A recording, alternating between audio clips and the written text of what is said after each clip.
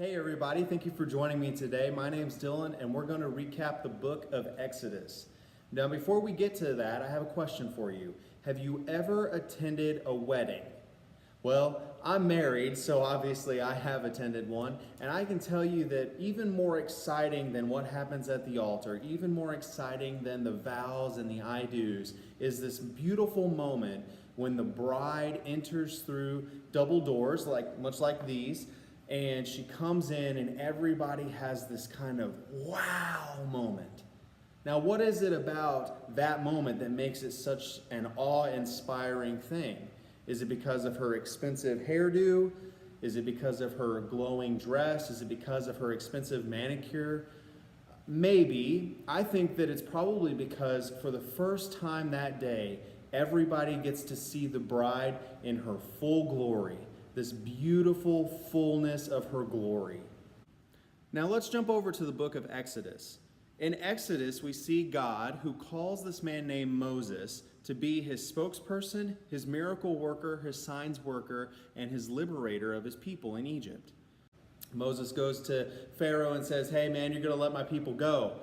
And Pharaoh, after a little bit of convincing, 10 plagues to be exact, finally lets the people go and then regrets his decision, and this high-speed chariot, fast and furious kind of chase ensues to the Red Sea, where God's people cross over on dry land, and Pharaoh and his army ends up being drowned in the sea. A few days later, the Israelites and Moses make it to Mount Sinai, where after spending 40 days at the top, Moses receives the instructions for how to live in God's community. So what does all that have to do with a wedding? Well, during all of that time, never once does Moses get to see God's full glory. Never once do the doors open and Moses gets to view God for what and who he is.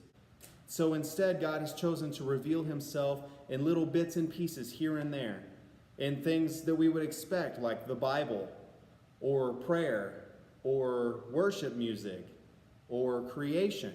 All of those are viable options for how we can see God. But did you know that God has also revealed himself in other forms of music?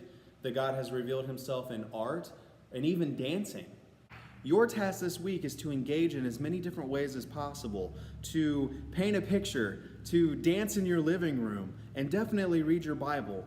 God is just waiting to show you who he is, and I bet you'll have a glow about you once you find out who he is. Well, that's all we have for today. My name's Dylan. We'll see you guys next time.